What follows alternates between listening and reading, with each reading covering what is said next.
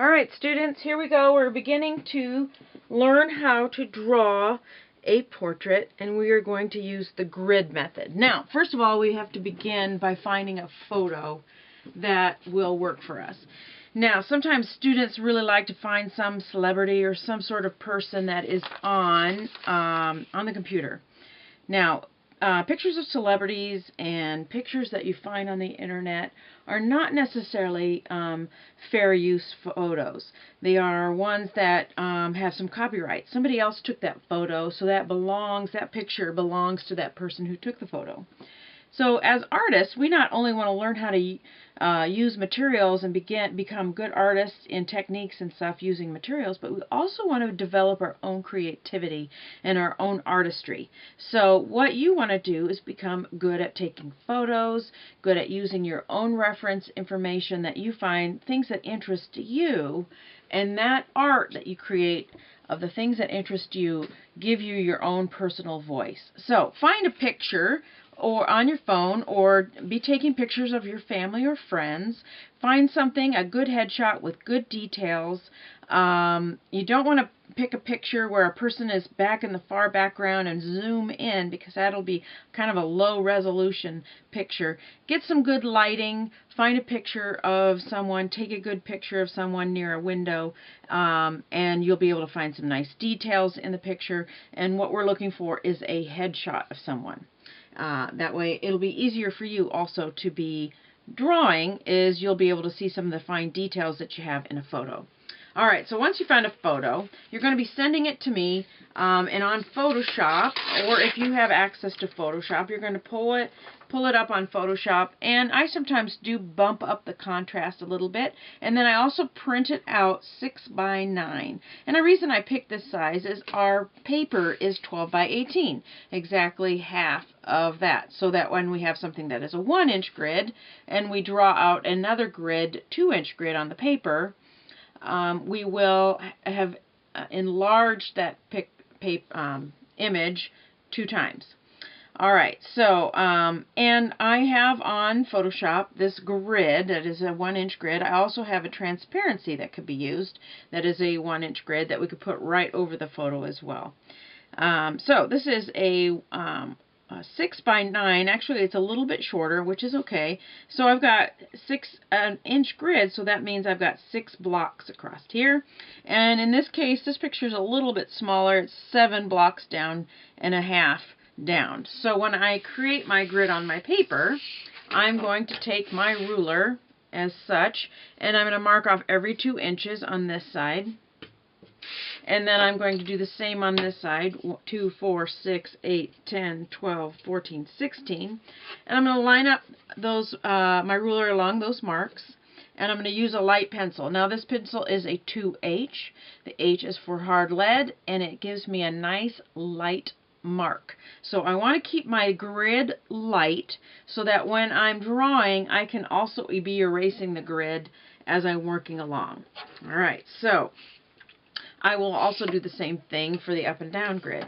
2, 4, 6, 8, 10. Down here as well. And then I'm going to line up my marks, and I'm going to lightly make those marks. So I've got a 2-inch grid here, 1-inch grid here. Now, my second step, once I've created this grid is my great guide. I'm going to be able to lay this drawing out, all the details, the contour lines and such, using my grid. So to begin with, at the very top here, I don't have much going on, but his hat in this picture starts about here.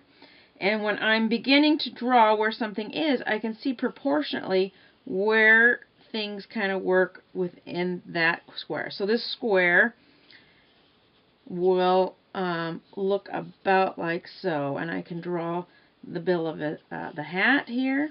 It goes through this square about right here, and I can begin to create the outline of this drawing. Alright, at this point I am drawing upside down, so I will give you a little break and then come back to you in a moment. Alright, now as you can see, I've begun to kind of lay in some of the details. Now, here are a few little things that you can do to kind of help that. Now that I'm getting the face kind of drawn in, I've done a couple things here. Sometimes when I want to try to figure out how long the nose is, how wide the eyes are from each other, I will actually even grid my grid. I'll give myself some light lines right in here and in here to kind of figure out what placement and where things go. Now, one thing that you will also find that because we haven't shaded it yet, it might not totally be the way you think it's going to be. You're thinking, oh, Miss Davidson, not sure about this. When you start shading, some of those details will start to pop, will start to happen.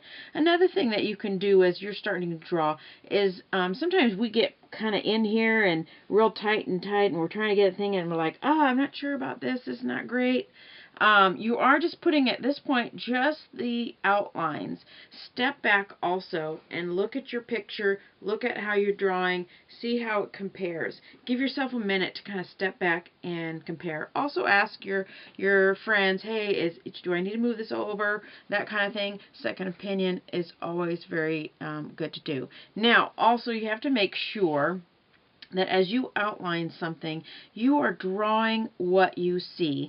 So sometimes what also will help is if you isolate a box, maybe some of the, if you can kind of box out some of the noise in the other areas and focus just on one area, you can kind of get a good accurate depiction of what's going on in that box and how things are placed. And that'll kind of help you move that along.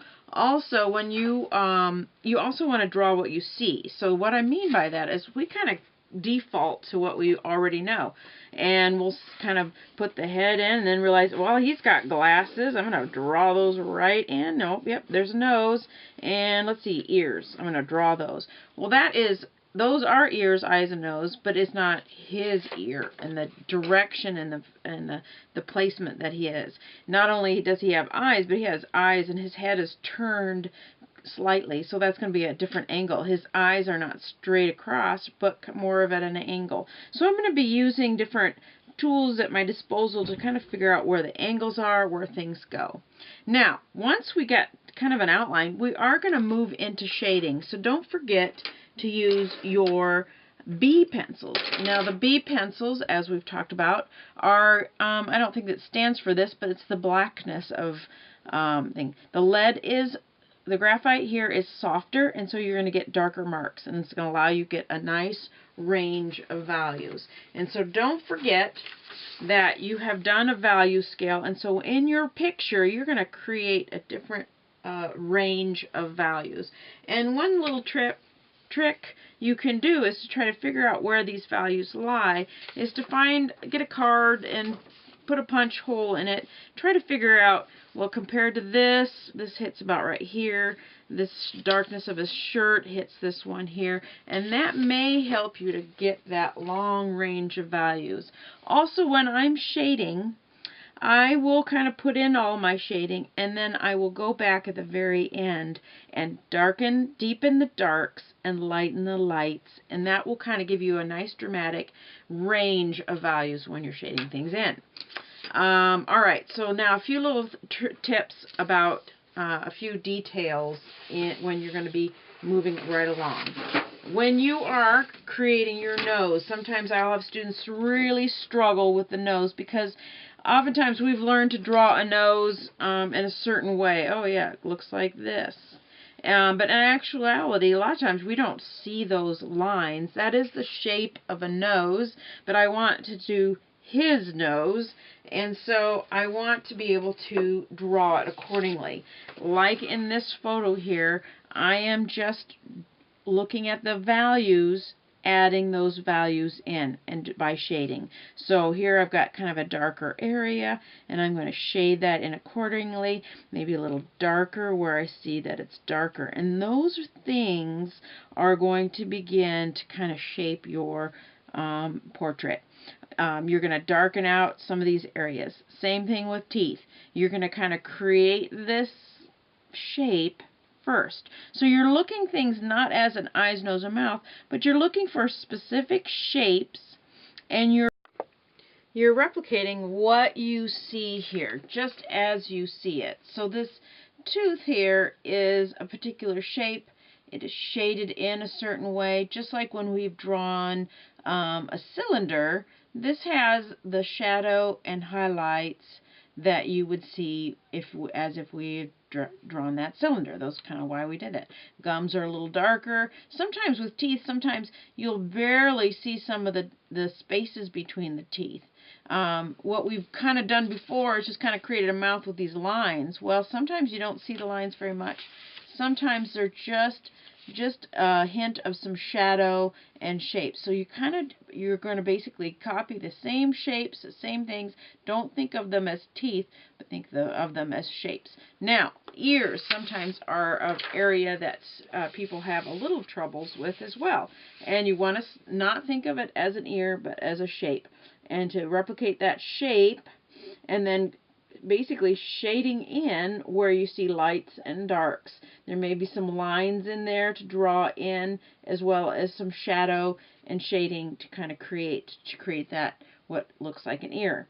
A lot of times when you're looking at a person, you're not thinking ear, nose, mouth, but you're looking at the person. And so there are just some little details that you're just adding to give that impression of that ear, no matter what it kind of looks like.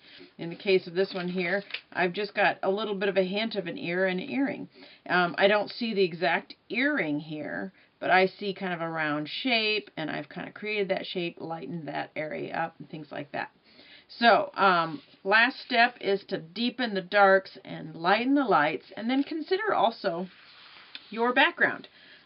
In this case here, I have done exactly what the background looks like. There isn't much to it, but you may use some artistic license.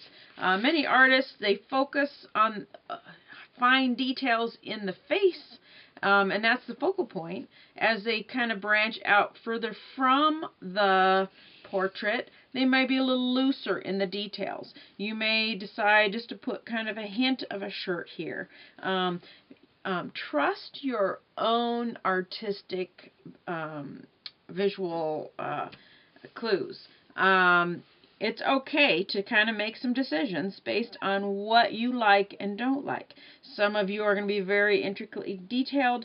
Some of you are going to want this loosely detailed. This shirt here has a lot of plaids in it. I might not take the time to put on the plaids, but I might decide I'm going to shade in. I'm going to decide this instead is a plaid shirt. It's a solid shirt. And I'm going to focus on more of the creases and some of those details.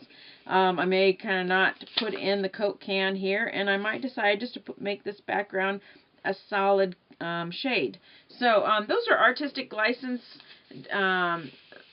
This is not just replicating this, but also putting in your own voice and your own artistic decisions in your portrait in order to make it look, make it your own. Alright, so this is drawing a portrait using a grid. Happy drawing!